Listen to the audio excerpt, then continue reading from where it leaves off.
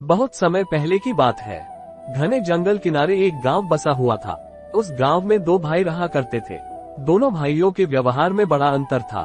छोटा भाई बड़े भाई से बहुत प्यार करता था, लेकिन बड़ा भाई स्वार्थी, लालची और दुष्ट था। वह छोटे भाई से चिढ़ता था और सदा उससे बुरा व्यवहार किया करता था। बड़े भाई के इस व्यवहार से छोटा भाई दुखी हो जाता था, लेकिन उसके प्रति प्रेम के कारण वह सब कुछ सह जाता था और कभी कुछ नहीं कहता था। एक दिन बड़ा भाई लकड़ी काटने जंगल गया। वहाँ इधर उधर तलाशने पर उसकी नजर एक ऊंचे पेड़ पर पड़ी। आज इसी पेड़ की लकड़ी काटता हूँ, ये सोचकर उसने कुल्हाड़ी उठा ली। लेकिन वह कोई साधारण पेड़ नहीं, बल्कि एक जादुई पेड़ था। जैसे ही बड़ा भाई पेड़ पर कुल्हाड़ी से वार करने को हुआ, पेड़ उससे विनती करने लगा, बंधु, मुझे मत काटो, मुझे बख्श दो। यदि तुम मुझे नहीं काटोगे तो मैं तुम्हें सोने के सेब दूंगा। सोने के सेब पाने के लालच में बड़ा भाई तैयार हो गया।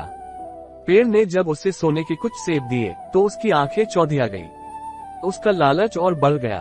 वह पेड़ से और सोने के सेब की मांग करने लगा।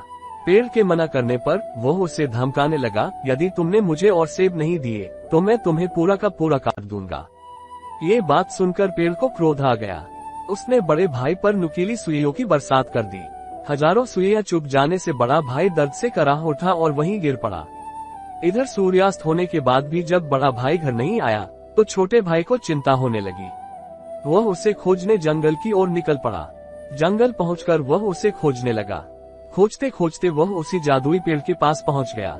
वहां उसने बड़े भाई को जमीन पड़े कराहते हुए देखा।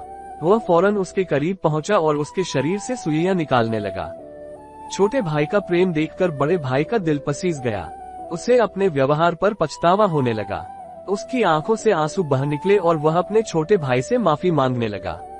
उसने वचन दिया कि आगे से कभी उसके साथ बुरा व्यवहार नहीं करेगा। छोटे भाई ने बड़े भाई को गले से लगा लिया। जादुई पेड़ ने भी जब बड़े भाई के व्यवहार में बदलाव देखा तो उसे ढेर सारे सोने के सेब दिए। उन सोने के सेबों को बेचकर प्राप्त पैसों से दोनों भाइयों ने एक व्यवसाय प्रारंभ किया, जो धीरे धीरे अच्छा चलने लगा और दोनों भाई सुख से रहने लगे। सीख, दूसरों के प्रति सदा दयालु रहें। दयालुता सदा सराही जाती है। अगर आपको यह वीडियो अच्छी लगी हो तो लाइक, सब्सक्राइब और शेयर जरूर करें और हमारे YouTube फैमिली का हिस्सा बन जाए। Thank you.